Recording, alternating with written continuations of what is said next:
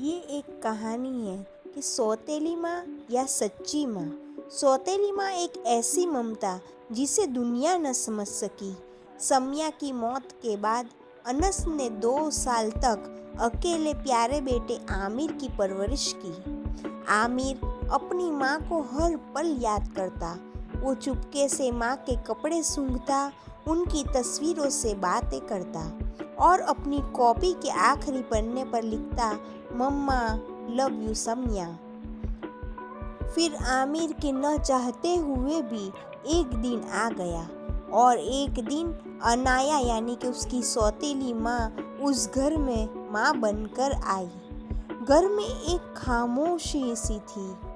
आमिर को अनाया की मौजूदगी भी अखरती थी।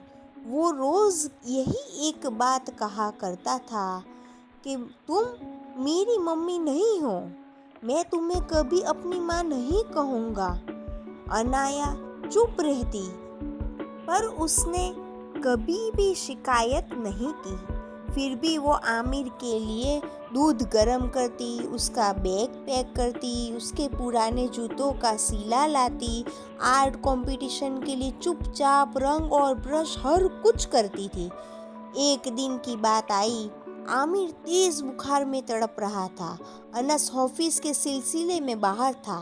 रात भर अनाया ने उसकी बहुत ज़्यादा खिदमत की, माथे पर पट्टी रखती गई, पानी पिलाती गई और आमिर बेसुध होकर बड़बड़ाया, मम्मा मम्मा।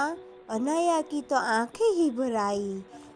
तबीयत थोड़ी ठीक हुई, उसकी आंख खुली तो उसकी माँ पूरी रात उसके पास बैठी हुई थी, न सोई थी न कुछ भी किया था। उसने पहली बार धीरे से कहा, माँ।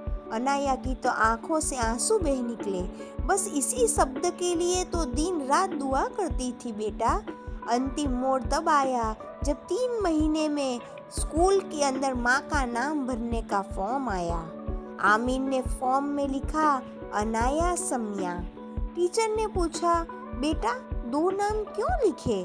आमिर ने मुस्कुरा कर कहा, क्योंकि एक ने मुझे तो जन्म दिया तो दूसरे ने मुझे जीवन दिया।